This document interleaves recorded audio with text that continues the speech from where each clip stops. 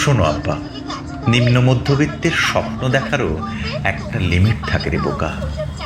জবাবে বাবাকে সেদিন চমকে দিয়ে বলেছিলাম, বাবা, জীবনের মৌলিক চাহিদাগুলির অপূরণের আক্ষেপ থেকে জন্ম নেয়া সুপ্ত বাসনাগুলি যদি হঠাৎই ঘুম ভেঙে লাফ দিয়ে জেগে ওঠে, হাত ধরাধরি করে হাঁটতে চায়, সেও কি নিম্ন মধ্যবিত্ত হিসেবে অন্যায় হবে, নাকি সে উচ্চবিত্ত হয়ে ওঠার ধৃষ্টতা?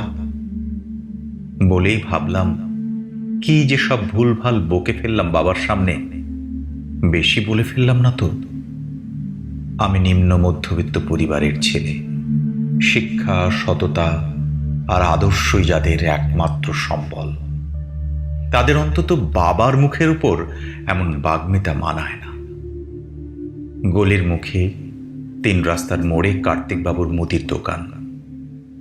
তোমাকে ভয়ে কোনো দিন বলিনি বাবা। ভীষণ হাস্যোজ্জ্বল লোকটির মুখ আষাঢ়ের আকাশের মতো গোমড়া হয়ে যেত আমাদের বাকির স্লিপ ধরা হাতগুলো দেখলেই। একটা লজেন্সও কোনো দিন চাইতে পারেনি বাকির খাতার কারণে। বাকিতে মৌলিক চাহিদা মেটাতে মেটাতে শৈশব যে কোথায় ছুটে পালিয়েছিল তা টের পেতে পেতে তখন আমিও আরেক বাবা হয়ে উঠছি।